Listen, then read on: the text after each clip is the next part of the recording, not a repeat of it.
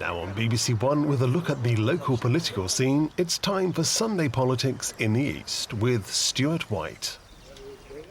Hello. This week, Brexit delays. While the debates in Westminster drag on, lots of businesses put on hold everything from policing to parking. It's very, very frustrating. We do need this done because the whole point about this scheme is that it will release valuable police time to do other far more important things like catching criminals. A new party led by one of our MPs. Brexit is the issue, it's the catalyst that's brought us together, but this is about saying politics is broken. And it's their party. They can cry if they want to. Brexiteers making the best of it. 3, 2, 1, yay! Here's to April the 12th.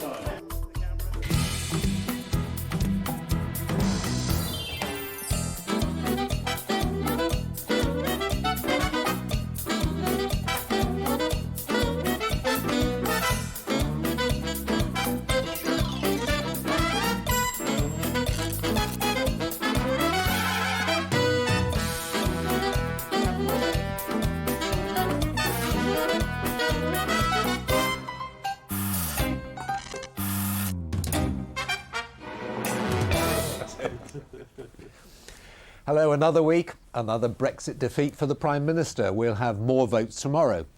So what happens next? We could be leaving with no deal in 2 weeks' time. There could be a long extension and the prospect of European elections at the end of May. There were 7 Conservative rebels from this region who voted against the government. One of our guests this week changed his mind at the last moment. He's Richard Bacon, the Conservative MP for South Norfolk. Also with us, Norman Lamb, Liberal Democrat MP for North Norfolk, and Sandy Martin, the Labour MP for Ipswich. So, Richard Bacon, how difficult was it for you to change your mind this week? Well, it was difficult because the agreement hasn't changed and it's still a dreadful agreement. It risks permanently handing over to people overseas we can't elect and can't get rid of the power to make our laws. And I thought that was the job of members of Parliament. If you don't like them, you sack them, you get new ones, and then they make our laws. To hand over that power permanently to people overseas we can't elect is very, very dangerous. It's very perilous. It's not a certainty, it's a risk. But I had to weigh that up against the certainty of 329 members of Parliament who actually don't want Brexit, seizing control of the order papers, they've shown they can do. That's an absolute parliamentary majority. And then ramming something through that will eventually destroy Brexit entirely. At least if we leave, we're legally not a member state, and then I think we gradually get further and further until we're out completely. But it is a perilous path. So you're going to ram it through Parliament, are you, Norman Lamb?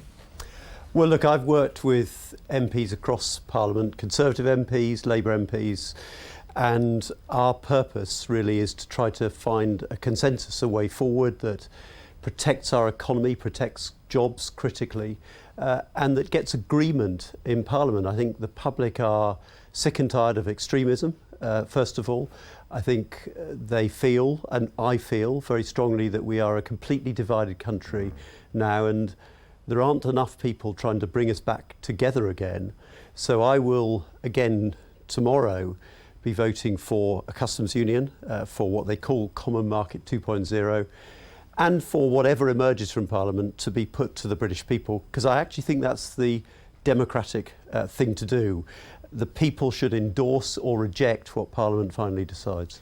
You're saying we are a divided country, we're a divided Parliament as well, and divided parties. Your party and the Conservative Party. And people wonder why we are getting so fraught, why we're disagreeing with each other in Parliament. But actually, I think the disagreements in Parliament mirror a lot of the disagreements in the British public.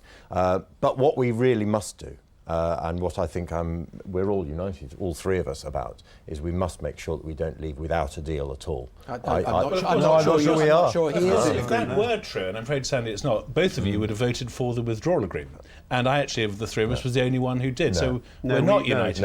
We have to resolve our future relationship. Indeed. Leaving that uncertain is hopeless. It Can I guarantees Can I just finish 4 more years of fractious argument.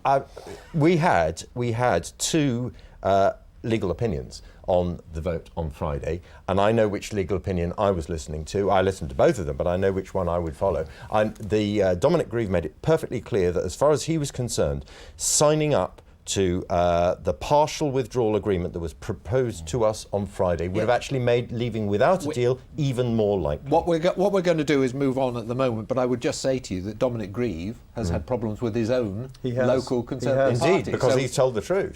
Shows how divided we are. Yeah. Let's move on. Friday's deadline date came and went. Nevertheless, some Brexit parties went ahead, but were champagne corks popping? Andrew Sinclair reports. On Friday night in the village of Coney Weston in Suffolk, a small group of Leave supporters came together for a Brexit party. Or was it a wake? I just wanted to make a statement. I wanted to do something rather than nothing.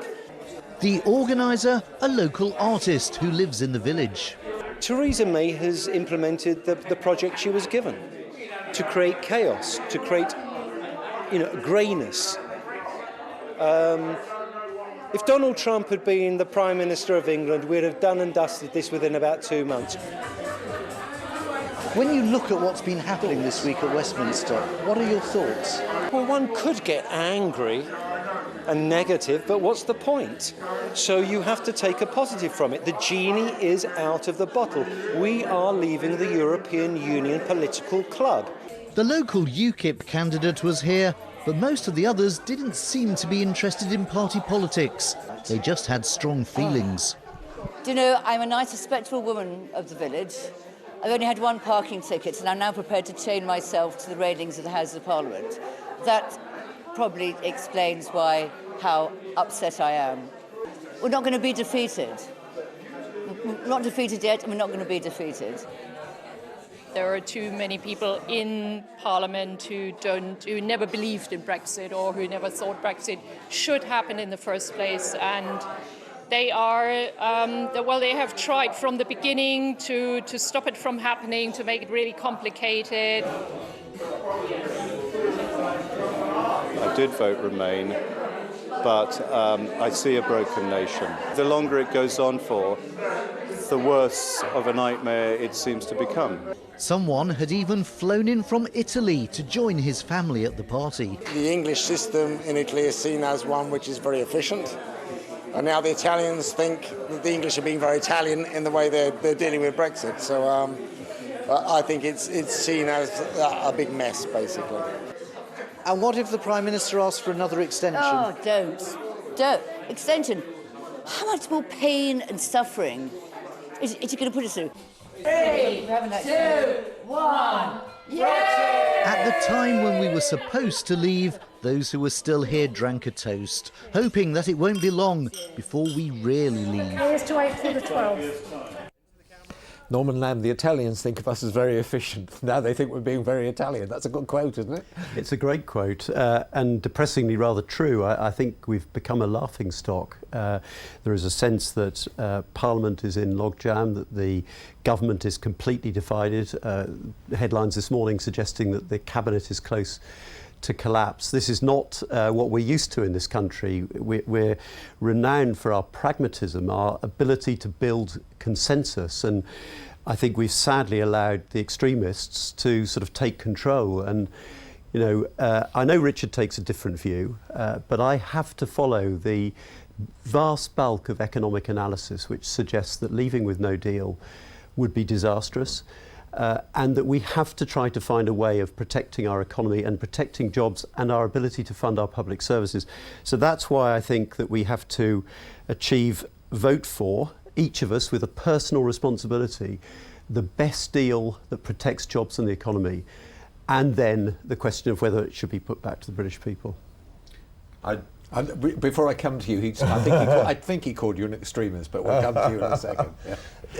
The big problem actually is Theresa May and the people around her, because it should have been immediately obvious to her after the debacle of the Very Chequers agreement, after the Chequers meeting, where she couldn't get agreement even from her own cabinet. She needed to talk to the other political parties, and she, as she says, she's been inviting them in. Yeah, she has invited them but in. She hasn't Mr. actually Corbyn been on several occasions she has not gone. She hasn't been negotiating. But it's been an open door and a closed mind. When they lost you don't know the mind is closed unless you tell the people who have gone, people like Hilary Benn have gone along and have spoken to the Prime Minister, and she has clearly not been listening. She's not been moving, she's not been making any adjustments, she's not been trying to build a consensus or a coalition in Parliament that would actually get anything through. When she lost a majority in 2017, she ought to have recognised that you have to work across party in a balanced Parliament to achieve agreement. Let's bring Consider for a moment the question in the Scottish referendum. Should Scotland be an independent country, yes or no? I don't think anybody could misunderstand that question. The question in this referendum was, should Britain remain a member of the European Union or leave the Union? Please let me finish. Yes. Should Britain remain a member of the Union or leave the Union? That was a simple question too, and the people voted to leave. What has happened since in the last 2.5 years is that a load of people who did not want to leave have tried to reframe the question. The phrase hard Brexit didn't occur until after the referendum. But people say, what do you really mean by leaving the European Union? Hang on. Did people know what they were voting for? Did they realise they'd become poorer? That is what's happened, articulated very effectively, I don't deny that, by a very large group of people in the media, in some cases, in the universities, among the civil service, and in some cases, not all, by any means, among business, who didn't like the answer that they got and are trying to work their way around it by thwarting the vote of the British people. That is what's happened. Okay. That's what's happened, and we should be quite clear that that is what has happened. What we should do, therefore, I would prefer a clean break. I would prefer a good deal, but in the absence of a good deal, as Theresa May herself said, no deal is better than a bad deal. With the Scottish referendum, it was a yes or no. With this, there are different. You're absolutely right. You're not at all. I'll tell you what. Shall we have something very unusual? Shall we have one person speaking at a time? Yes, but Norman's had more goes than me. The question was remain or leave. It was binary. Simple as that. All right. Let's answer the question. What next? General election? Yes? No, I don't think so, because I don't think it doesn't necessarily solve it. Without a Conservative leader. The interesting thing is what else can we do then? Well, actually, I would prefer what George Freeman, one of Richard's colleagues in Norfolk, we are actually in agreement on all of this, that we should try to construct some sort of government of national unity, bringing people together, because at some point this country has to come together again. How can you have unity in Parliament when you can't vote together? But Stuart, I think there is. I think there is a clear majority. If MPs were allowed their heads without whips in place, there would be a clear majority for a deal that protects jobs and the economy. That's what we've got to allow to have its mind, and if we could do that, then we could bring people together. But the Labour Party had whips in place last week. We did, 8 votes short of the Customs Union. And a lot of our members, the majority of our members, voted for constructive ways forward, alongside the Liberal Democrats, alongside the Scottish National Party, and indeed alongside quite a few of the Conservative members as well. But do you know what? Who would be the leader of this? We had 8 propositions on Wednesday. 8 propositions on Wednesday put forward. We were meant to be trying to find something that we could all agree about. I voted for 5 of those propositions. I voted for everything that I thought was feasible. A lot of the Conservatives didn't vote for a single one. Okay. How are we going to get agreement when they won't vote for anything? One question to each of you. Just one word. Who would be the leader of this government of national unity, Norman Lamb? Well, probably no, that's more than one word. Someone from the Conservatives who's willing to compromise, because they're the biggest party. Not Boris Johnson. Yeah. Well, I wasn't proposing a government of national unity, but do you know what? If Mr. Lidington was Prime Minister temporarily, he would be able to build. You couldn't find a name that anybody would agree on for any length of time. Good. We'll move on. In another development this week, the independent group of MPs who defected from Labour and the Conservatives have applied to become a new political party called Change UK. The interim leader is Heidi Allen, the MP for South Cambridgeshire. This week she met some of her constituents for the first time since she became leader. She's in Cambridge now. Change UK, can I just get the name sorted out? Because there is some debate as to whether you can actually use that name, isn't there, Heidi Allen? So the people who will decide are the Electoral Commission. It feels a little bit like a planning application. You put all your documents in, your constitution, who the various key figures are, your financial governance scheme, and then the Electoral Commission decide whether the paperwork's in order. So we wait to hear from them. And what difference would it be for you? Because this logjam in the House of Commons, as we've heard, nobody seems to agree. You can't make that much difference, can you? Well, I disagree. You know, even in the first week that we were formed, the week that we left our respective parties, that week was the week where we nudged Labour to get off the fence a little bit more towards coming out for their national policy around a second referendum. That was the week that some of the Remainer ministers and cabinet ministers broke rank and voted the right way and nudged the Prime Minister in a direction towards a softer Brexit. So I think we are a powerful little group. Clearly our desire to turn into a party is because of the suggestion that there could be European elections, and if that is the case, we have to be fighting fit in a party and ready to fight those. But no, I think we've made a great deal of influence already. There was all sorts of talk that other people would be joining you when you first left your respective parties, but that hasn't really happened, has it? Why hasn't that happened? We didn't, to be fair, we didn't expect many to join immediately for a variety of reasons. On the Conservative side, clearly, if too many Conservative colleagues left, then they would risk bringing the government down because of that minority government situation, and nobody wants that. Because a general election would be the worst thing for the country right now.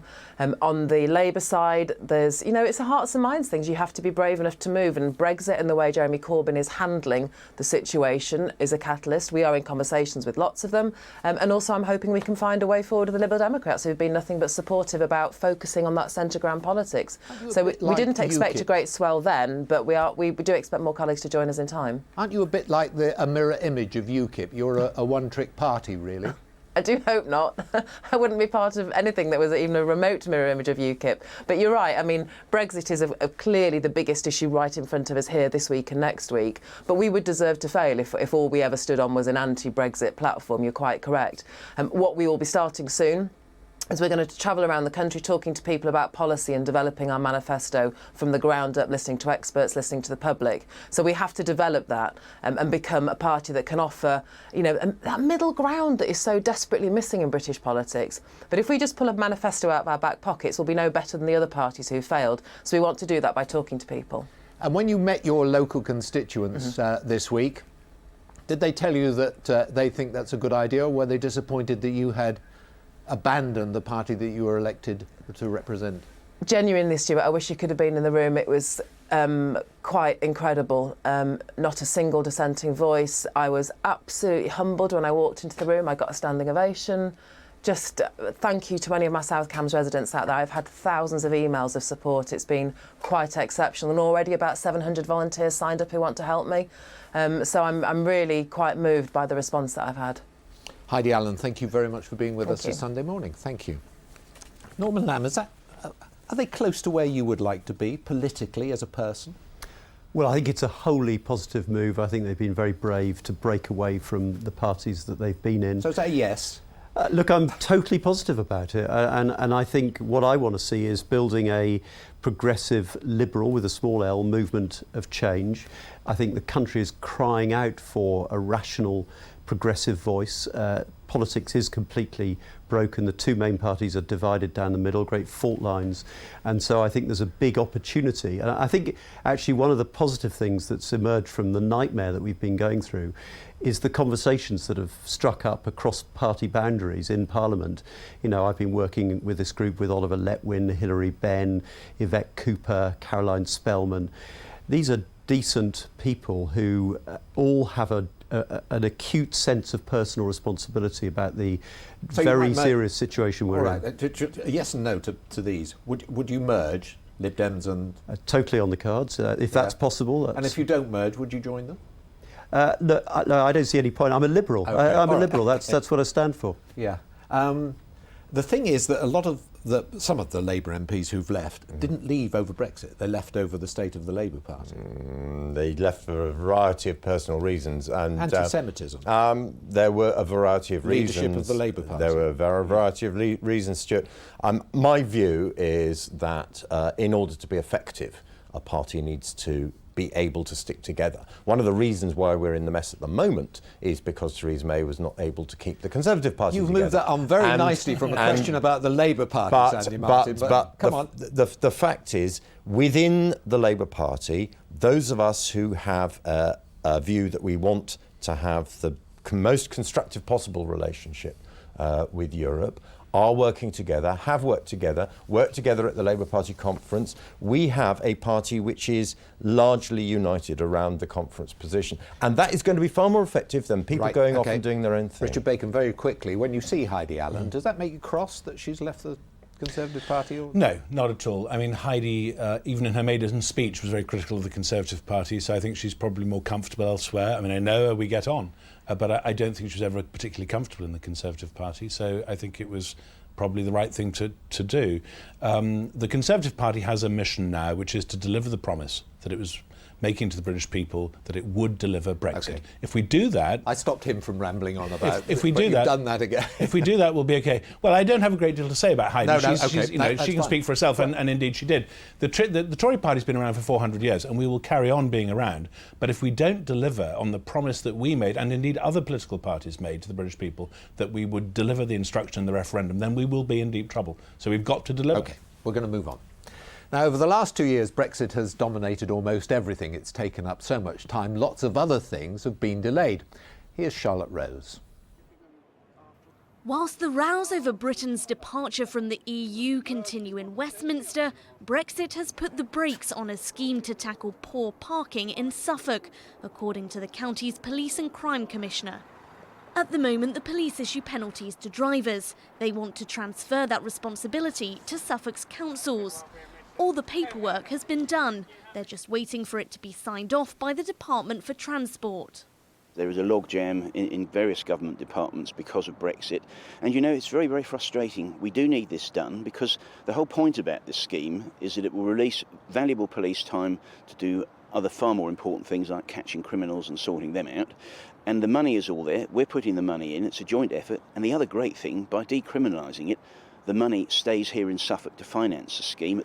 He's not the only one driven mad by delays. The government's road investment strategy sets out where £25 billion will be spent on major road schemes for the next 5 years. In June 2018, Essex County Council chose their preferred route for the new A120. It'll run from the Galleys Corner junction here in Braintree and travel south towards Kelvedon, where it will rejoin the A12. This new route is desperately needed to deal with Essex's seriously congested road network, particularly the route from the port of Harwich to Stansted Airport. Highways England were due to make the case for which projects should get funding by the end of January, with a further review expected in June. It's not clear if it's on track. Want a biscuit, Steve? Plans for adult social care have fallen far behind. Councils in the East face huge cost pressures due to more people needing care in older age. They've been able to raise extra cash through council tax for the past 3 years, but many have still overspent their budgets. Meanwhile, a green paper setting out the government's plan for how to fund it in the future has been delayed since March 2017. Adult care services, particularly for older people, are clearly the funding model is hopeless. There's been successive efforts to look at it. In fairness to Theresa May, she tried in the manifesto in 2017 to come up with a solution which was immediately disowned in the middle of the election campaign. So, and what that does, of course, is leave more older people uncertain about their future. There's uncertainty too over how much money councils will have to spend in future years and where it comes from. The government should be reviewing how cash is shared out between different authorities. It could benefit the East, since rural shires tend to get less money than cities. A consultation was completed this time last year. Government has not yet responded. We have been pushing for fair funding.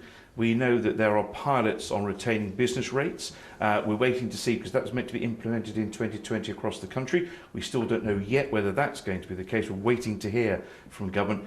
The situation couldn't be worse than in Northamptonshire, where last year the county council notoriously ran out of cash. Now attempts to solve it have been hit by Brexit.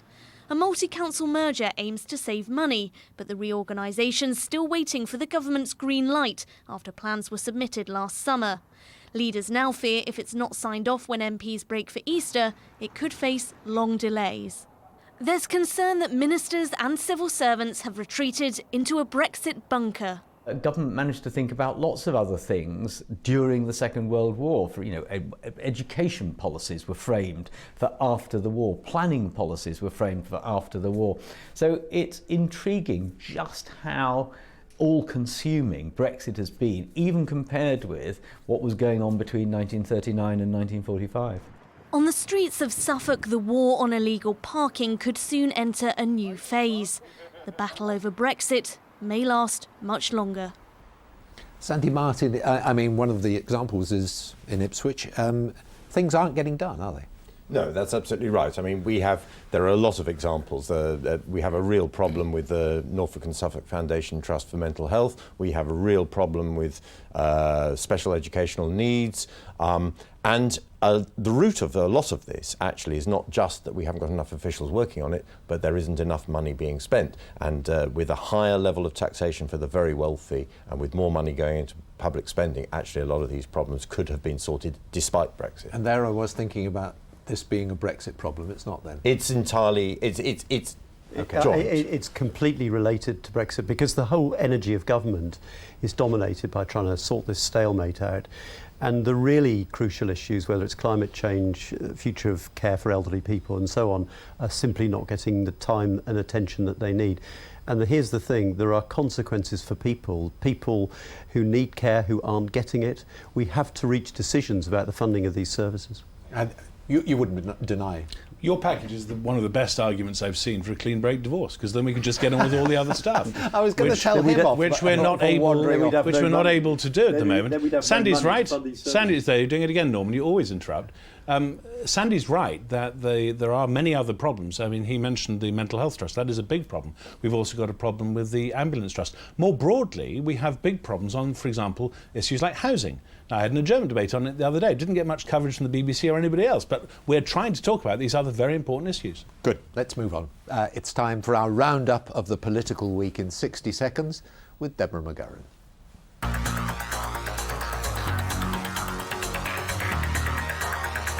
The pothole pandemic is still proving to be a problem. Despite the numbers of repairs rocketing, it's estimated that another 80,000 holes in the region's roads still need fixing, costing our councils more than £650 million. One campaigner claims Northamptonshire's roads are among the worst. If you do the whole of the backlog in terms of footpaths, bridges, structures, drainage, like I mentioned, it's over £360 million. The Royal Society for the Protection of Birds is claiming that the world-renowned Minsmere Nature Reserve in Suffolk is under threat from the proposals for a new nuclear power plant at Sizewell. Potentially that will affect feeding habitat for bitterns, it will potentially affect their nesting habitat, so it could flood out nests in the breeding season. A conference in Northamptonshire discussed how to deal with the rise in the number of students being excluded from schools. Latest figures show on average 29 children are temporarily excluded every day in the county. We're here to do what is right for young people, and sometimes you have to show there is a line. It's about preparation for adult life. And love him or loathe him, you can decide if Oliver Cromwell was a hero or a villain at the newly refurbished Cromwell Museum in Ely.